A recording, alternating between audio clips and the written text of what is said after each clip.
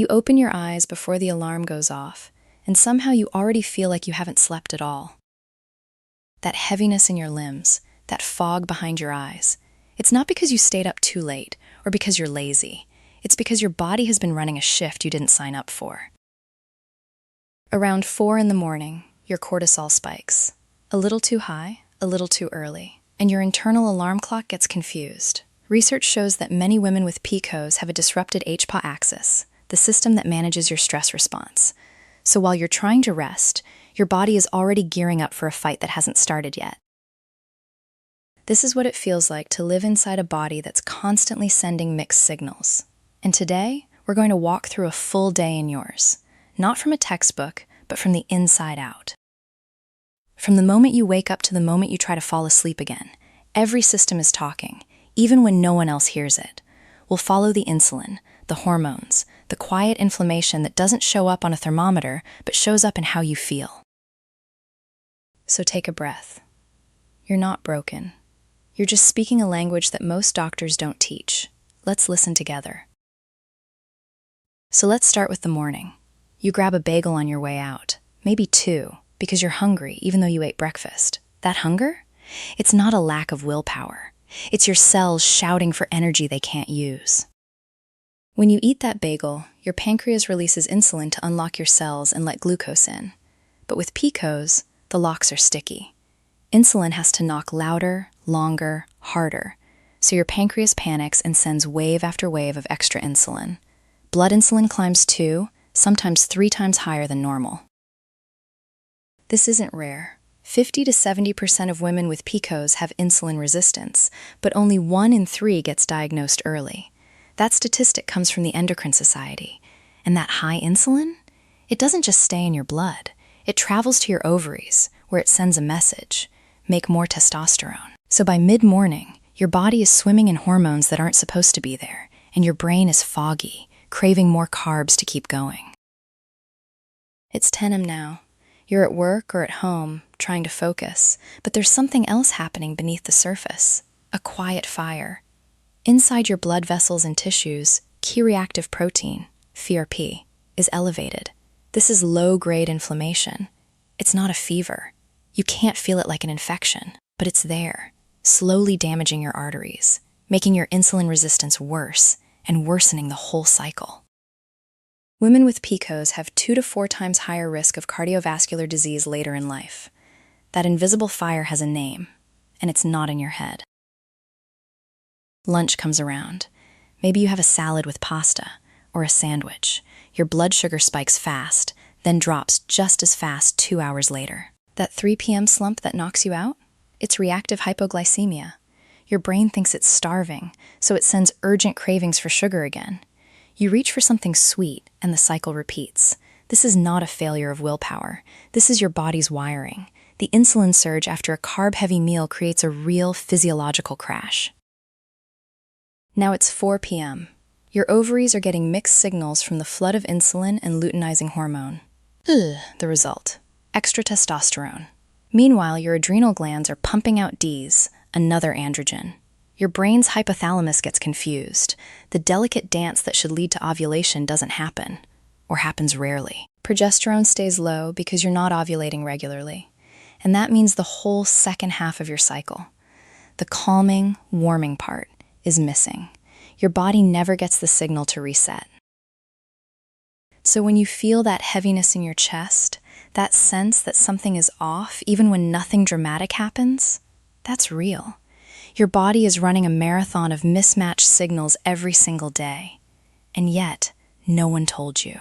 No one explained that the fatigue, the cravings, the missed periods, the hair growth, the acne, they're all connected. They're all part of the same conversation. This is your body with PCOS, not broken, just speaking in a language that most doctors don't teach, but you're learning it now, and that changes everything. Now, let's walk through a morning with PCOS. Your alarm goes off, but the heaviness in your limbs isn't just from a bad night's sleep. It's from a system that's been working overtime since 3 a.m. Your liver releasing glucose, your cells can't use, your ovaries sending out mixed signals, your adrenal glands pumping cortisol because they think you're under attack. You're not. You're just lying in bed, but your body is already fighting a battle no one can see. You reach for coffee, hoping it will kickstart something.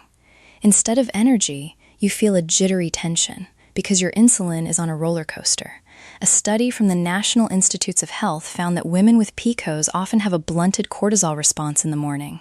That means your body doesn't get its natural wake-up call. So you drag through the first few hours, your brain foggy, your stomach churning with a hunger that feels almost chemical. By lunch, the cravings hit. Not just any craving. A deep, pulling need for carbs, for sugar. That's your cells screaming for fuel they can't access. Insulin resistance isn't just a lab value. It's the reason you feel shaky if you skip a meal, or why a salad leaves you unsatisfied.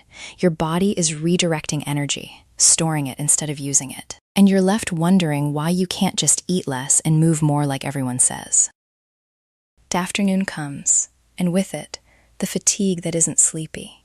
It's heavy, like your bones are made of wet sand. Your mitochondria, the tiny power plants in your cells, are struggling. They're not getting the right signals from insulin, so they produce less ADP, less energy. You might feel like you're moving through water, even when you're just sitting at a desk. And no one tells you that this is connected to the missed periods, to the dark hair on your chin, to the acne that flares up for no reason. You look in the mirror and see a breakout on your jawline. That's where the androgens hit. You run a hand over your chin and feel the stubble that shouldn't be there. It's not just cosmetic. It's your body's way of saying something is off. And yet, the message gets lost in translation. Between doctors who say just lose weight and friends who say you're overthinking it, you're left alone with a body that feels like a stranger. Evening. You're tired, but your mind is racing. Cortisol spikes again, because your body's stress response is out of sync. You might find yourself lying awake, thoughts circling, while your body is still trying to process the day's hormonal chaos. And all the while, your ovaries are trying to ovulate, but the luteinizing hormone is too high, the follicle-stimulating hormone too low. It's like a dance where no one can hear the music. This is the reality, a day in your body with PCOS. Not a list of symptoms to manage, but a continuous negotiation between systems that aren't speaking the same language. And the most exhausting part? Trying to explain it to doctors, partners, friends, and yourself. And yet, somehow, you wake up again the next morning. Not because your body is fixed, not because the cortisol spike won't come, but because you keep showing up. That's not weakness, that's resilience. The kind of resilience that doesn't look heroic on Instagram, the kind that looks like eating breakfast when you're not hungry, or holding back tears in a doctor's office, or forgiving yourself for the third energy drink this week. The systems in your body, they may not speak the same language, but you're learning to interpret. Every crash, every craving, every skipped period is a bulletin. You're becoming fluent in a language no one taught you. And that, right there, is where the power lives, not in fixing everything overnight, in understanding that your body isn't broken, it's working overtime, it's surviving. So when you wake tomorrow at 4 a.m., eyes open before the alarm, maybe you'll remember, this isn't a flaw in you. It's a biological conversation you were never meant to translate alone. And you're not alone. Every tiny win matters. The morning you actually eat breakfast, the hour you let yourself rest without guilt, the moment you push back against someone who dismisses your pain. That's not small. That's you rewriting the script your body was handed. So tonight, as you lie awake again, maybe just let yourself be proud of that one thing you did right today. Not fixing it all, just showing up.